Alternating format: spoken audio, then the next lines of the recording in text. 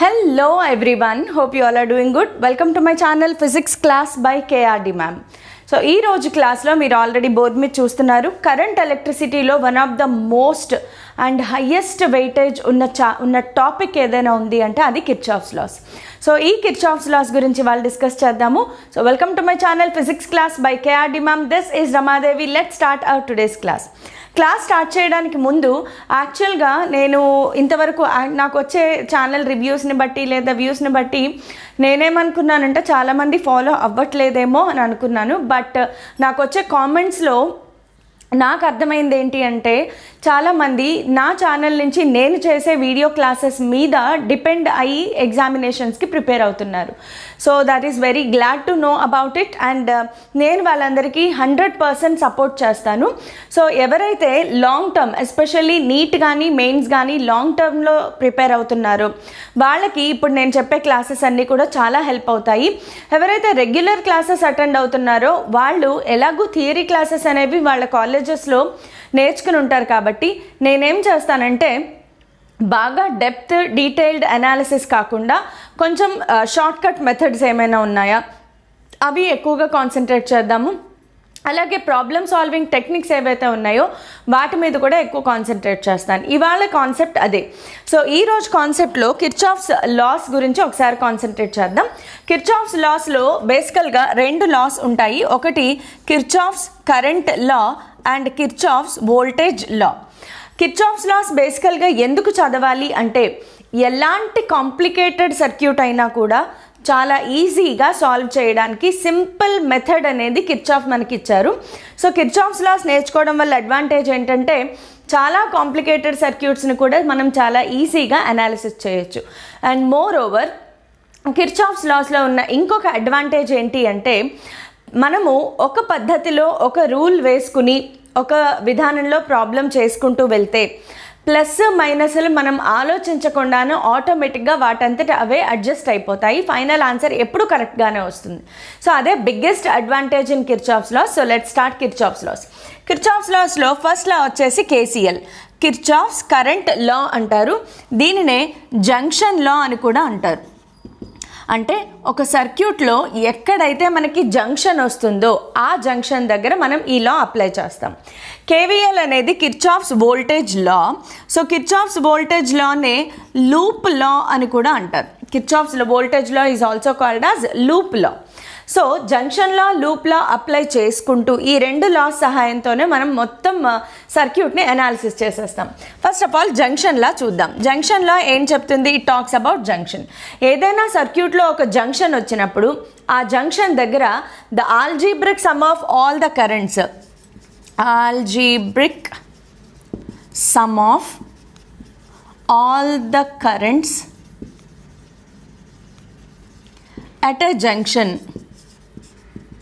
at a junction is equal to 0.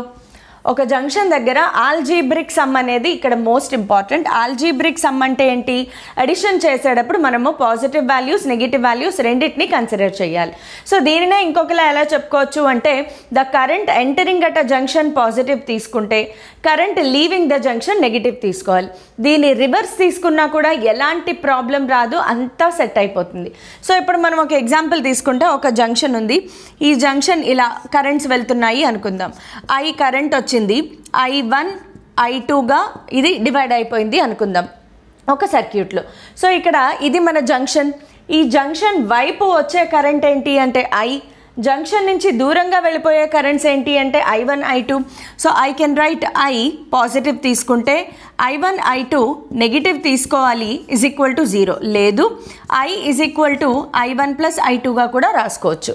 So currents junction దగ్గరకు వచ్చినప్పుడు towards the junction positive తీసుకుంటే away from the junction negative. దాని reverse తీసుకున్న problem లేదు అనుకుంటే మనం ట్రాన్స్పోజ్ చేసి ఇలా కూడా రాసుకోవచ్చు. So the algebraic some of all the currents at a junction is equal to 0. Next let us move on to KVL. దీంట్లో ఇదే. అయితే సర్క్యూట్లో ఎలా అనాలిసిస్ చేయాలి అనేది నేను ఒక సర్క్యూట్ తీసుకుని కూడా చెప్తాను. KVL ఏం చెప్తుంది అంటే the algebraic some of all the potentials in a loop is equal to 0.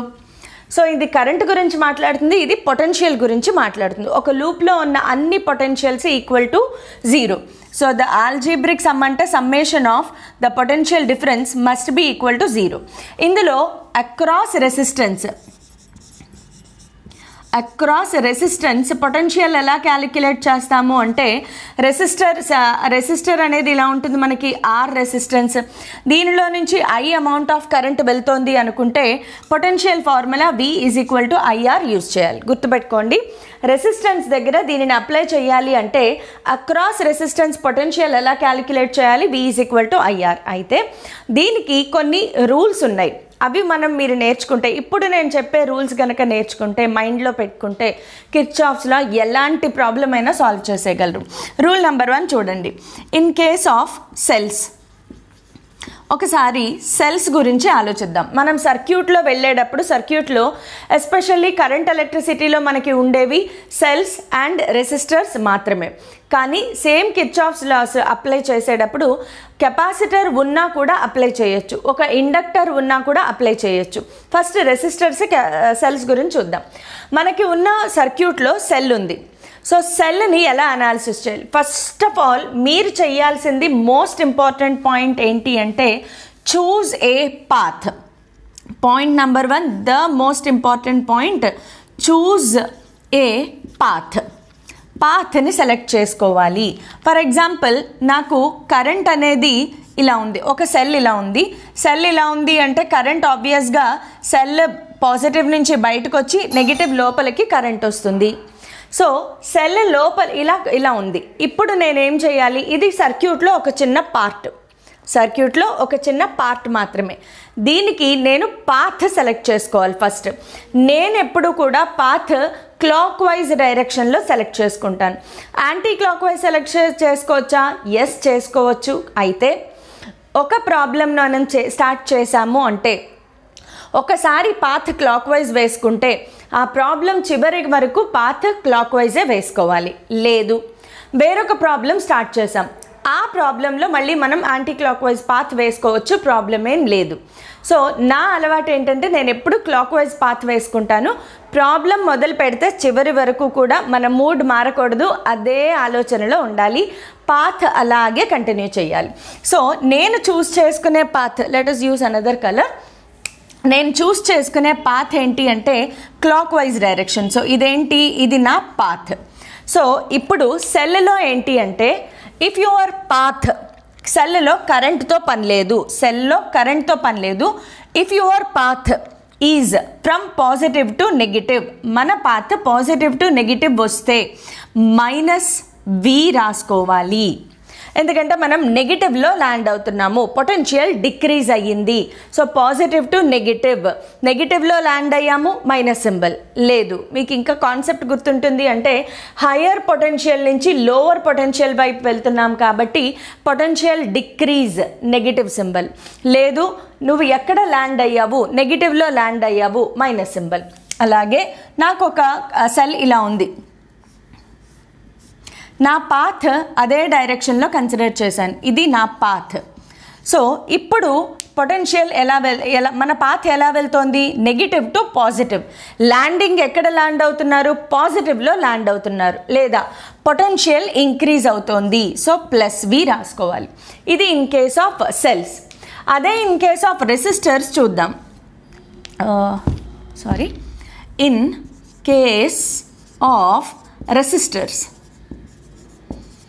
In case of రెసిస్టర్స్ని ఎలా అనాలిసిస్ చేయాలి? మన దగ్గర ఒక రెసిస్టెన్స్ ఉంది R, దీనిలో నుంచి I కరెంట్ ఇలా ఫ్లో అవుతుంది అనుకుందాం. రెసిస్టర్కి వచ్చేటప్పటికి కరెంట్ డైరెక్షన్ చాలా ఇంపార్టెంట్, సెల్కి వచ్చేటప్పటికి కరెంట్ డైరెక్షన్తో పని లేదు, సెల్ పాత్ అంతవరకే. కానీ రెసిస్టర్లోకి వచ్చేటప్పటికి మాత్రం కరెంట్ డైరెక్షన్, పాత్ డైరెక్షన్, ఇది మోస్ట్ ఇంపార్టెంట్. రెసిస్టర్లోకి వచ్చేటప్పటికి current direction, path direction important. Again ఇంకొక పాత్ కూడా డ్రా చేసేద్దాం. దీనిలో ఇది రెసిస్టర్, ఇప్పుడు కరెంట్ ఈ డైరెక్షన్లో ఫ్లో అవుతుంది. రెండు డిఫరెంట్ కేసెస్. ఇప్పుడు ఈ కేసులో current direction, path direction same. ఈ కేసులో current direction, path direction opposite. Whenever current direction, path direction same, appudu potential across this resistor is equal to minus IR. Current direction, path direction same, minus IR. Current direction, path direction opposite, plus IR. Potential across resistor IR రాసుకుంటామని already చెప్పుకున్నాం. So దీనిలో current direction, path direction, దీంట్లో positive negative poles, cell, path, అంతే. So ఈ మాత్రం మీకు అర్థమైంది అంటే ఈజీగా సర్క్యూట్ అనాలిసిస్ చేసేయచ్చు. సో మీరందరూ పెన్ అండ్ పేపర్తో రెడీగా ఉన్నారనుకుంటున్నాను. స్క్రీన్ పాజ్ చేసి ఒకసారి ఈజీగా నోట్ చేసేసుకోండి క్లియర్గా.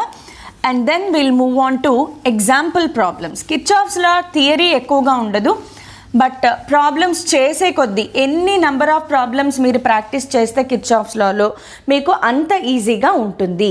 సో కిర్చాఫ్స్ లాలో ఇంకొక థియరీ బిట్స్ ఏమైనా వచ్చే ఛాన్సెస్ ఉందా అంటే, Kirchhoff's current law speaks about conservation of charge, Kirchhoff's voltage law speaks about conservation of potential are conservation of energy అని చెప్పచ్చు.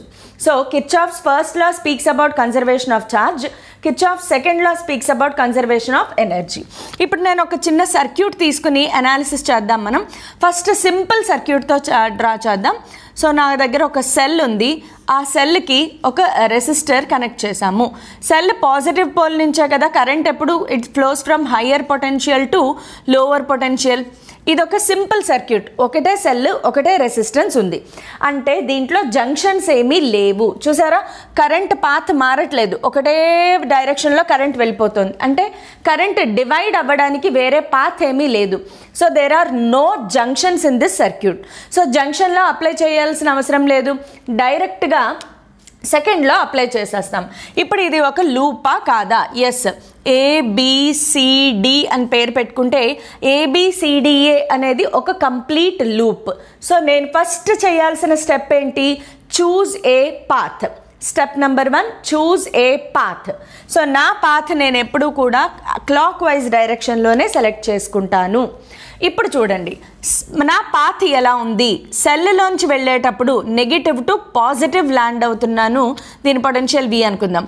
నెగిటివ్ టు పాజిటివ్ వెళ్తున్నాం కాబట్టి ప్లస్ V. ఇలా వచ్చాను, ఇక్కడెక్కడ ఏం లేవు, ఇక్కడ ఒక రెసిస్టర్ ఉంది. రెసిస్టర్లో వెళ్ళేటప్పుడు నా path direction, current direction same. So minus IR is equal to 0 లేదా V is equal to IR. That implies I is equal to V by R. Kirchhoff's లాలో ఎక్కువగా కరెంట్ ఫైండ్ అవుట్ చేయమని అడుగుతారు క్వశ్చన్స్ మనకి. Next ఎగ్జాంపుల్కి వెళ్దాం, కొంచెం next లెవెల్కి వెళ్దాం. సో మన దగ్గర ఒక సెల్ ఉంది, దానికి ఇంకొక సెల్ అటాచ్ చేశారు. ఈ రెండిటికి ఇక్కడ ఒక రెసిస్టర్, ఇక్కడ ఒక రెసిస్టర్, ఇక్కడ ఒక రెసిస్టర్, ఇవన్నీ కూడా ఇలా కనెక్ట్ అయి ఉన్నాయి. దీని ఈఎంఎఫ్ E1 అనుకుందాము, దీని EMF E2, R1, R2, R3 స్వాహా. ఇది మనకిచ్చిన రెసిస్టర్, ఈ సర్క్యూట్. దీనిని కిర్చాఫ్స్లో దీంట్లో కరెంట్ ఫైండ్ అవుట్ చేయాలి. వాట్ ఈస్ ద కరెంట్, అదే మనం ఫైండ్ అవుట్ చేయాల్సింది. సో ఎలా ఫైండ్ అవుట్ చేస్తాము? ఫస్ట్ ఆఫ్ ఆల్ అప్లై చేయాల్సింది, మీకు ఇక్కడ చూస్తే జంక్షన్ కనిపిస్తుంది. ఎందుకంటే 2 సెల్స్ ఉన్నాయి. ఈ సెల్లో నుంచి కొంత కరెంట్ స్టార్ట్ అవుతుంది, ఈ సెల్లో నుంచి కొంత కరెంట్ స్టార్ట్ అవుతుంది. ఈ 2 కరెంట్స్ ఇలా ఎంటర్ అయ్యి ఇలా వచ్చి ఇలా బయటకు వచ్చి మళ్ళీ ఇలా ఎంటర్ అవుతున్నాయి. ఓహో ఎస్, బికాస్ ఇది E1, ఇక్కడ నుంచి I1 కరెంట్ వచ్చింది. బికాజ్ ఇది E2, ఇక్కడ నుంచి I2 కరెంట్ వచ్చింది. ఈ I1 I2 కలిసే కదా R2లోకి ఎంటర్ అవుతున్నాయి. Let us name it as I, which is equal to I1 plus I2. Junction rule apply చేస్తాం, మనకి తెలియకుండానే చూడండి ఈ జంక్షన్ దగ్గర I1 I2 కలిసి Iగా వస్తున్నాయి. So I can be equal to I1 plus I2. మళ్ళీ ఈ జంక్షన్ దగ్గరకు వచ్చేటప్పటికి ఇదేంటిది I కరెంట్. ఈ జంక్షన్ దగ్గరకు వచ్చేటప్పటికి ఇటువైపు I1 I2గా సెపరేట్ అయిపోయి ఇందులో నుంచి ట్రావెల్ అయ్యి ఇటువైపు మళ్ళీ I1 వచ్చేసింది, దీంట్లో నుంచి ట్రావెల్ అయ్యి మళ్ళీ ఇటువైపు I2 వచ్చేసింది. సో ఫస్ట్ థింగ్ మనం చేయాల్సింది ఏంటి అంటే జంక్షన్లో అప్లై చేసి కరెంట్స్ ఏ డైరెక్షన్లో వెళ్తున్నాయి అనాలిసిస్ చేయాలి. దీంట్లో నేను కరెంట్లో అప్లై చేయలేదు, బికాస్ దీనిలో నాకు అసలు జంక్షనే లేదు. జంక్షన్ లేకపోతే అప్లై చేయక్కర్లేదు, కానీ ఇక్కడికి వచ్చేటప్పటికి మనకి ఇక్కడ ఒక జంక్షన్ వచ్చింది. సో ఫస్ట్ జంక్షన్లో అప్లై చేసి కరెంట్స్ అనాలిసిస్ చెయ్యాలి, పాయింట్ నెంబర్ 1. పాయింట్ నెంబర్ 2, ఇప్పుడు కేవీఎల్ అప్లై చేయాలి. సో జంక్షన్స్ ఏమేమి ఉన్నాయి ఐడెంటిఫై చేయండి. ఏ, బి, సి, డి, ఈ, ఎఫ్, ఇవి మనకున్న జంక్షన్స్. సో మనకి ఎన్ని లూప్స్ ఫామ్ అయ్యే ఛాన్సెస్ ఉన్నాయంటే 2 లూప్స్ ఫామ్ అయ్యే ఛాన్సెస్ ఉన్నాయి. ఏబిఈఎఫ్ఏ ఒక లూప్, బిసిడిఈబి అనేది another loop. So first choose a path. ఇక్కడ ఒక పాత్ చూస్ చేసుకుంటాము, ఇక్కడ ఒక పాత్ చూస్ చేసుకుంటాం. ఫస్ట్ లూప్ అప్లై చేద్దాము. అప్లయింగ్ కేవీఎల్ దేనికి? ఏబిఈఎఫ్ఏకి అప్లై చేద్దాం. లూప్ ఏబిఈఎఫ్ఏ ఈ లూప్కి మనం అప్లై చేద్దాం. సో ఈ లూప్కి అప్లై చేసేటప్పుడు ఫస్ట్ దేని నుంచి దేంట్లోకి వెళ్తున్నాము? Negative to positive. సో ఈ1 ప్లస్ ఈ1 ఇలా వచ్చేటప్పటికి చూడండి, path direction current direction same. So -IR2. Next ఇలా వచ్చేటప్పుడు ఇంకేమీ లేదు, కానీ ఇక్కడ ఒక రెసిస్టెన్స్ ఉంది. మళ్ళీ path direction current direction same, minus. ఈ కరెంట్ ఏంటి? I1 కరెంట్ వస్తుంది. ఇదేం కరెంట్ అమ్మా? I1 current. So -I1R1 = 0, equation number 1. Next applying KVL to loop. ఇంకొక లూప్ ఏముంది మనకి? BCDEB. సో BCDEB అనేది అనదర్ లూప్. ఇప్పుడు చూడండి, BCDEBలో నా పాత్ ఇలా ఉంది.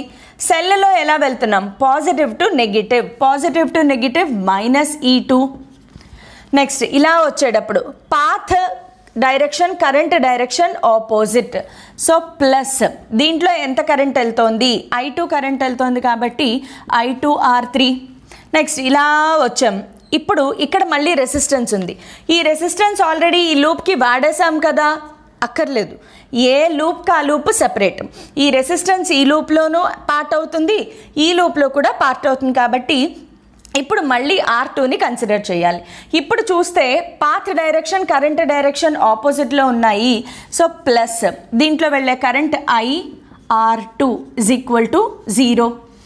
సో ఇది మనకి ఈక్వేషన్ నెంబర్ 2. ఈ 2 ఈక్వేషన్స్ని సాల్వ్ చేసి I1 వాల్యూ I2 వాల్యూ మనం ఈజీగా ఫైండ్ అవుట్ చేయొచ్చు. So by solving, this is equation 1, this is equation 2. By solving equations 1 and 2ని సాల్వ్ చేసి find the value of I1 and I2. We can find values of I1, I2. ఈ values అన్నీ find out చేయొచ్చు. I అంటే ఏంటి? మళ్ళీ మనం గుర్తుపెట్టుకోవాల్సింది from KCL, current law KCL, we know that I is equal to I1 plus I2. So ఈ I ప్లేస్లో I1 plus I2, ఈ I ప్లేస్లో I1 plus I2 సబ్స్టిట్యూట్ చేసి find the values of I1 and I2. ఇలా Kirchhoff's లాస్ని మనం study చేస్తాము.